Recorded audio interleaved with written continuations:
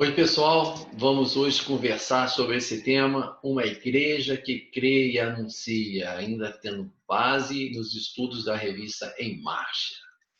O texto bíblico indicado para hoje está em Atos, capítulo 5, versos 12 a 33. Esse trecho, vocês podem reparar lá, podem ler na Bíblia, ele relata a prisão dos apóstolos, porque estavam anunciando a Cristo, como que um anjo os libertou do cativeiro e como que aquilo que eles faziam estava incomodando os líderes religiosos judaicos. E eu quero destacar especialmente esse verso 12: e muitos sinais e prodígios eram feitos entre o povo pelas mãos dos apóstolos. Eu fico pensando, né, como é que tem sido a nossa igreja hoje?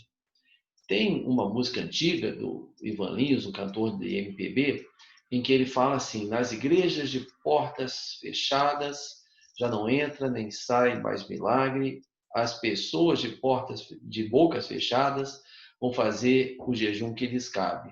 Então, muitas vezes, a gente vê que, infelizmente, nós não temos tido a capacidade, ou melhor, a disponibilidade, porque a capacidade não vem de nós mesmos, vem de Deus, para dar o verdadeiro testemunho que a gente deveria dar ao mundo, que seria justamente fazer sinais que Deus quer fazer através da gente.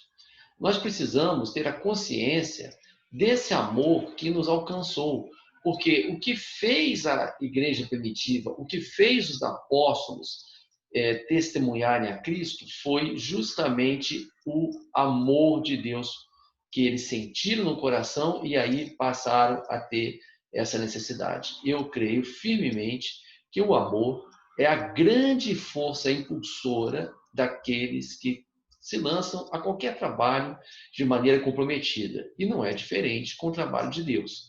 O trabalho do Senhor, ele tem na força do amor o seu principal combustível.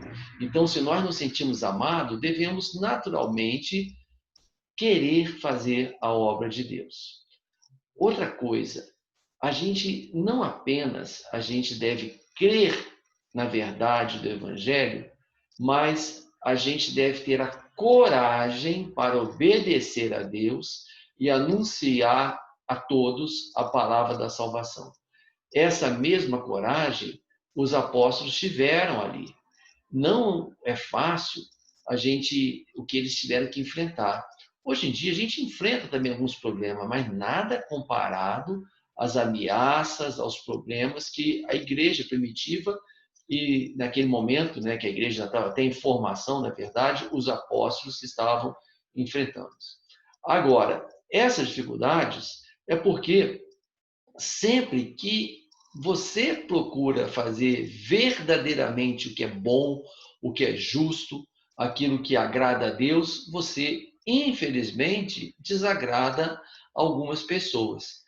Ali, especialmente, cita o Sinédrio.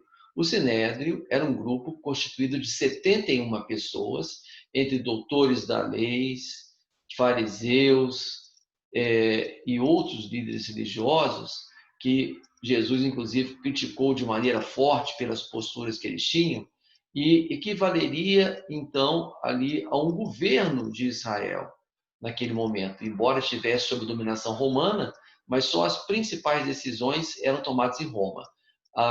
No Sinédrio, não só as decisões de caráter religioso, mas até também as políticas administrativas mais básicas eram tomadas ali. E vamos pensar quem hoje seria o equivalente ao Sinédrio, né? A gente não tem hoje, talvez, esse tipo de poder instituído para nos limitar. Mas temos sim, vamos ter sempre pessoas que vão se opor, principalmente aqueles que de alguma forma serão prejudicados quando a gente faz o bem. Há comunidades, por exemplo, que a igreja tira pessoas do tráfico, de outras formas ruins de vida e que são prejudicados, mas não só isso não. Você no seu trabalho, quando você faz aquilo que é o certo, que é o justo, que é o verdadeiro, você pode sofrer também resistência, você pode sofrer muitos problemas. Agora, o anjo do Senhor foi mandado ali para libertar os apóstolos da prisão. Da mesma forma, Deus age conosco. Nós não devemos temer esse mal que alguns podem querer fazer conosco, porque, como diz aquele louvor, maior é o que está em nós do que está no mundo, é bem maior, né? Então, eu tenho certeza que o anjo do Senhor acampa ao nosso redor para nos proteger e vai nos favorecer sempre, nos libertando das ciladas que a gente pode ter. E outra coisa que eu quero destacar também nessa passagem, que vocês vão ler aí em Atos, já deve ter lido, é que quando os apóstolos são admoestados pelos líderes do Sinédrio que parassem de anunciar a Cristo, eles falam, é mais importante obedecer a Deus do que aos homens. Isso é algo também muito relevante. Nós não devemos estar submissos a limitações que outros tentam nos impor. Algumas pessoas pegam versículos bíblicos isolados e têm uma interpretação, a meu ver, equivocada. Um dos versículos bíblicos que se pega, que alguns falam, é que toda autoridade provém de Deus, e alguns usam isso para dizer que a gente deve sempre se submeter às autoridades. Não, isso não é verdade. E quem dera que, por exemplo, na Alemanha nazista, a igreja tivesse se levantado firmemente contra o genocídio que houve ali dos judeus, contra aquelas barbaridades.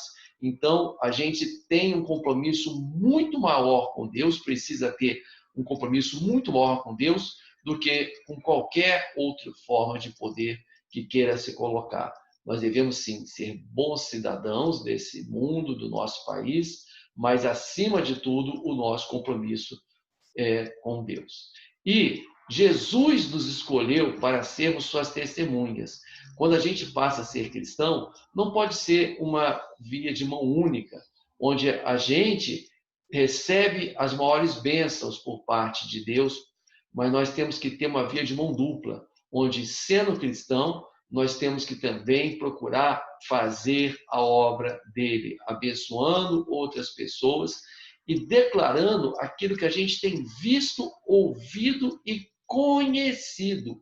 Essa verdade que nós conhecemos, como diz até aquele hino antigo, né, aquele cântico antigo, se eu fosse contar, Deus é real, se eu fosse contar o que de alguém ouvi, poderia um detalhe esquecer, mas o que senti com o toque da fé e até com os olhos da alma eu vi. Então, assim, que Deus nos estimule a sermos cada vez mais uma igreja missionária que faz a sua obra com muita determinação, sem temer a oposição e os problemas que podemos enfrentar.